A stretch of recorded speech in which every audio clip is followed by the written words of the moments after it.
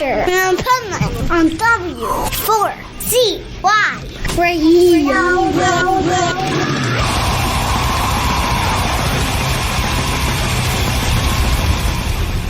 Wake up, America! It's time for the Adventures of Pipeman on W4CY.com, West Palm Beach's #1 internet radio station. Here's your host, the Pipeman.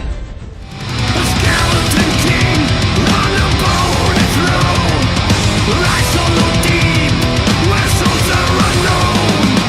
Kingdom of skulls, trapped in this maze, no life can be saved.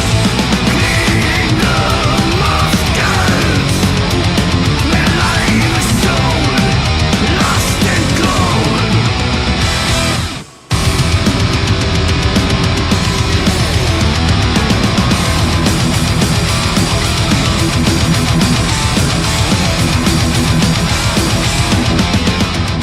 This is the Pipeman here on the Adventures of Pipeman W4CY Radio, and I'm very excited because our next guest, I am an old fan of from way back, and we have some new music, 45 years from the beginning. So let's welcome to the show, Chris from Gravedigger. How are you? I'm very fine. Thank you very much. It's a pleasure for me to be in your show.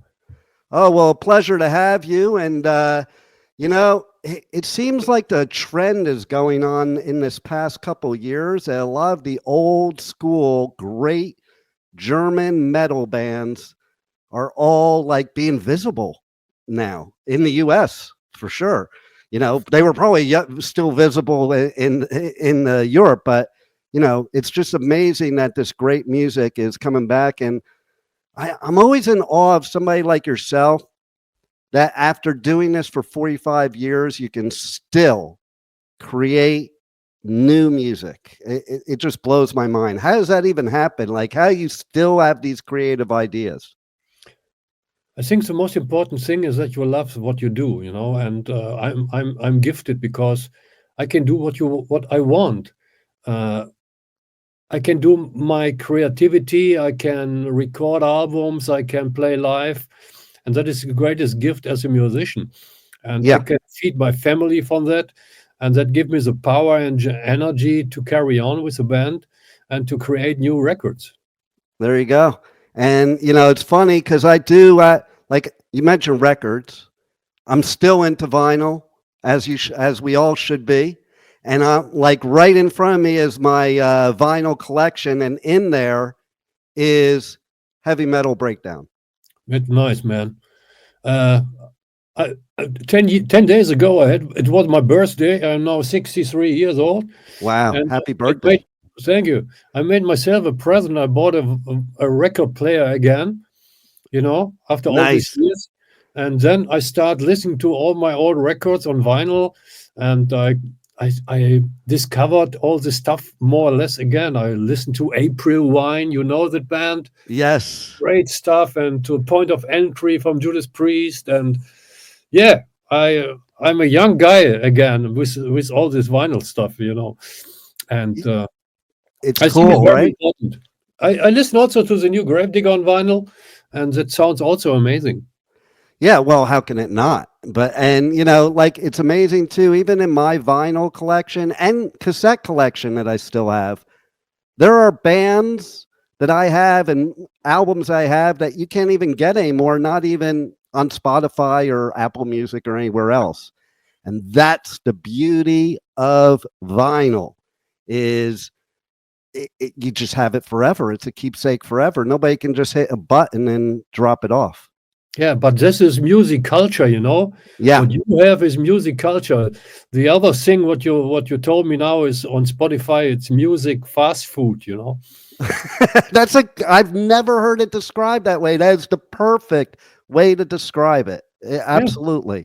I don't even know how anybody nowadays even knows songs because they don't even listen to whole songs anymore. Like people always, when they're riding in the car with me, they're like, how do you know the lyrics to every single song? Well, it's because I sat there with my headphones on, spent my hard-earned teenage money on an album, and listened to it like 50 million times over and over again while I read the lyrics that came in the album. Yeah, when I am in my car and I drive most of the time with my boy, I bring him to the studio. He's also a musician, so he doing me some kind of disco while I'm driving, and he doing all the stuff with Spotify. And then I told him, "Hey, son, can you do the song until the end and not skip it after one and a half minute? Yeah, Right. I want to listen to the song till the end." And but this is the music culture of the young people, and you are forced to write songs 30 seconds until the chorus is coming. But I don't follow that. I do my old stuff, heavy metal, and I'm an old-fashioned guy in this case, and I love to do it this way. I love it because, I talk about this all the time. And, I was doing an interview a while back, and we were talking about how and you just mentioned it, how they've actually changed how songwriting is to accommodate the people that have zero attention span nowadays. And I think these people nowadays are missing so much of what music is. It's not just a song. It's an experience, it's a journey, it's a feeling, it's artwork, it has meaning, and it's not a formula. Like you're saying, old school metal is not a formula. It's just creativity. And it's interesting to me that I said this just the other day, that some of my favorite songs, people today would never even hear the whole song because it could be like 30 to 60 seconds of an intro that doesn't sound anything like the song. Yeah, for sure. I think that is the reason why I told you that music nowadays is fast food. Mm-hmm. Most of the bands like Sabaton or Beast in Black, all these Euro pop bands, they start more or less with the chorus. Yeah. People notice directly. Oh wow! Da, da, da, da, da, da, da, da, da, and we start with da da da da da da da da da da da. We start with the riff. Yeah. And that is the most important difference between those bands and Gravedigger or Saxon and Accept. And, exactly. I would never leave this path because that is the music I love and I want to carry on. I know that this Euro pop metal bands, they have a huge attention outside. You're playing in front of 10,000 people. But I'm happy if I can play in front of 500 people playing metal and they love it, and that is much more important for me to play in front of 10,000 people. That's sometimes more fun too as an artist, isn't it? I would think it's more fun. Like when you get big and not playing clubs anymore, I think artists like that, and I've talked to a few of them that are friends of mine, that it's like they miss playing the clubs, Yeah. To play in a club is the most direct way to get in touch with your fans, And if we play this year we play 10 times of in Wacken open air, and there's the first row, 20 meters, yeah. And I be on stage without glasses. I can see only the meat of the people, Right. And I can't see anybody in the face because without glasses. And in the club shows, I have the people directly 1.5 meter in front of me, and I can get in touch and react with them, directly. So that is much more intense. It's funny that you say that too, because like the interaction with the crowd back in the day was very different. Like I just saw a video recently of a punk band getting pissed off because people were getting up on stage at a club. And like, I grew up at a time that's what you did at a punk show, Yeah, it was punk. Exactly. That is like totally anti-punk to get people dragged off the stage. The artist, the club would try to do that, but the artist never did. Yeah. And now with the artist doing it, it's just weird to me, And like we were talking about the intros of songs. It's funny. The one that sticks in my mind too is Fast as a Shark. I remember me and my friends, we didn't even have to listen to the rest of the song. That intro just blew our mind. And then the song, of course, blew our mind. But, it's like, and people today would never listen to that. They would just, oh, what's this? And skip. Yeah, that is why we start normally with a guitar riff. Yeah. That is when I was grow up with this kind of music, and for me, heavy metal is normally to start with a guitar riff, Yes. and No not doubt. with a chorus and some Europop keyboards or something like that. Yeah. And how can you have heavy metal without leads like solos and stuff like that, which seems to be eliminated nowadays too? Listen to Sabaton. They play with a 5-piece band, and the main instrument is the keyboards, and they don't have a keyboarder. And Wow. I don't know if they have guitar solos, but I think. But anyway, I don't want to look to the right or to the left. I make Gravedigger music, and I'm happy with that. And I hope that a lot of people enjoy Gravedigger music too. So it's not necessary to follow these new bands. Well, and the key is, that's my point, is here you are 45 years later with the new album Bone Collector dropping on the 17th, and man, it's just as good, if not better, than it's always been. And that's impressive to me too, because listen, after 45 years too, there's a lot of bands or artists that just go through the motions, and I can tell from this music that you put your heart and soul into it.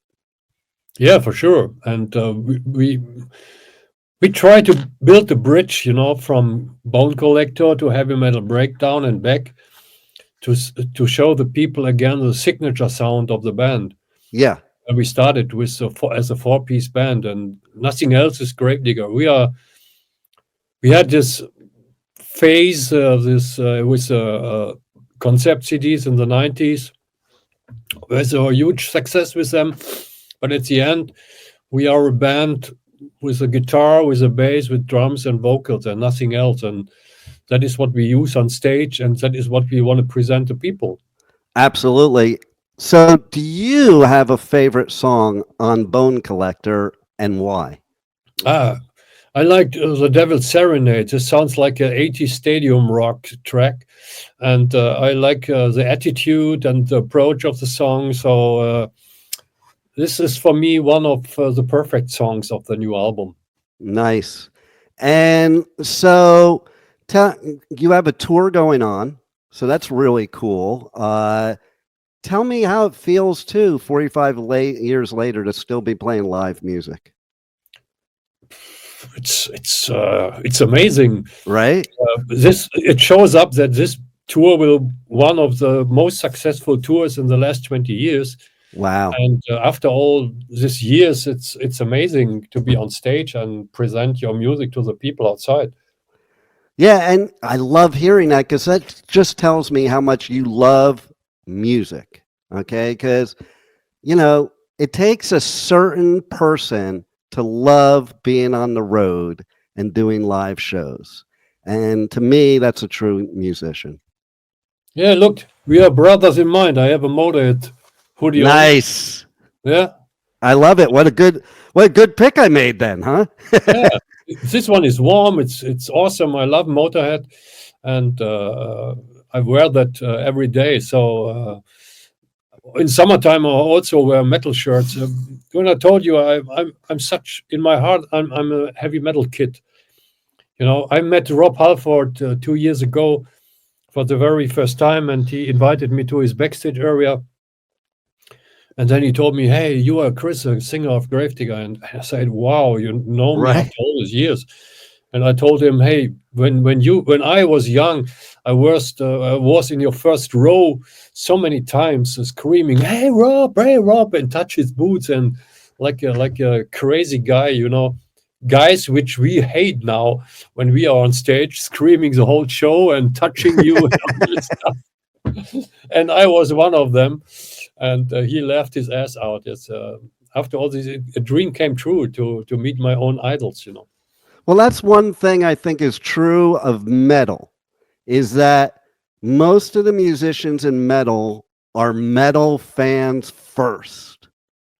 Yeah. And, like, even doing press, like when I go on tour and I do, coverage at festivals here in the US, UK, Europe, and it's like, I'm meeting people that I was probably in their mosh pit. I was headbanging to them. And then I see other press people that like don't even know the music. And I think to myself, to be doing press for metal, you should be a metalhead, because there's a certain passion that we share and things that we share that I don't think anybody else can. It's like we're all a big family, and there's a lot of people that maybe don't understand our family. Yeah, we are a statement against all this establishment, you know. Mm-hmm.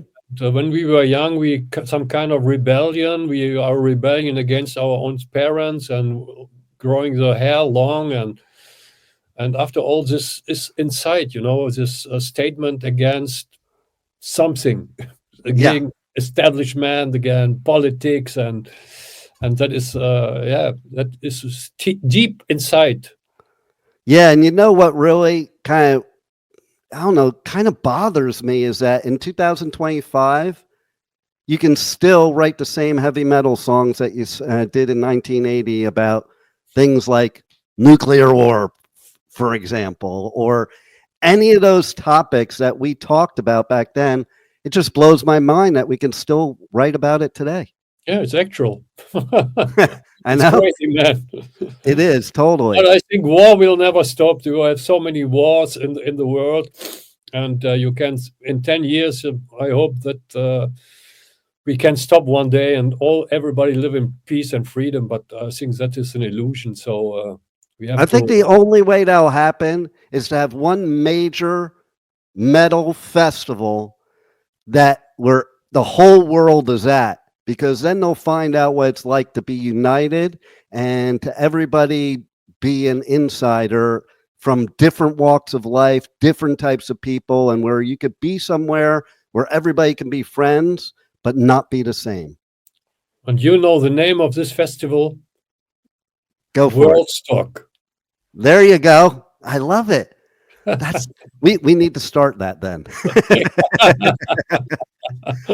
You know, and so tell if you were to give me one story, good or bad, in this whole 45-year journey you've had, what's the one that sticks out in your mind most of all? There are so many stories, but I think it was in the year 2010. We made a huge show at the Wacken Open Air with bagpipers and all this stuff. And I met, behind the stage, a 90-year-old Klansman, an original Klansman from Scotland. That was really impressive. He was so nice. And he told me stories about freedom wars, and it was really impressive. That was one of my highlights in my career. Wow, that's pretty cool. I love it. How many times have you guys played Wacken? Because you're playing this year too, right? Yeah. How many times have you played Wacken? Yeah, we played 10 times now there. Wow. Have you played, speaking of Motorhead, have you played Hellfest? No. So you got to go to Hellfest because they have this huge, larger than life statue of Lemmy. It's made out. Yeah, I saw that. Yeah. Oh, it's cool as hell. Like, it's totally cool as hell. No pun intended, of course. We will find a way to play that one day.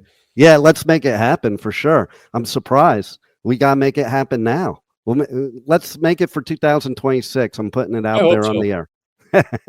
So how do people check you guys out, get your new album? You have a lot of cool merch. Check out your merch, all that good stuff.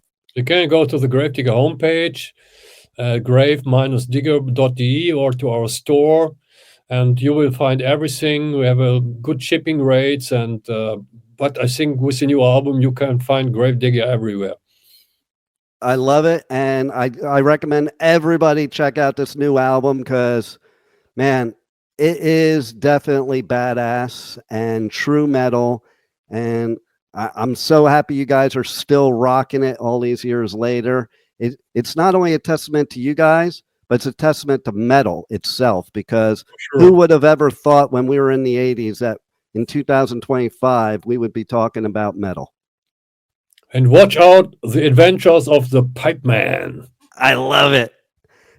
Well, you know what? Thanks a lot for that. thanks for being on the Adventures of Pipeman. I can't even speak now. And I look forward to a lot more from you guys. Thank you very much, my friend. Have a nice day. You too.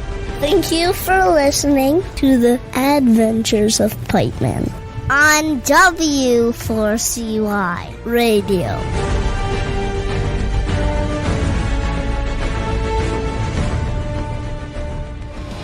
Hi, it's Chris Baldner from Gravedigger, and you are listening and watching to the Pipeman on 456895 Radio.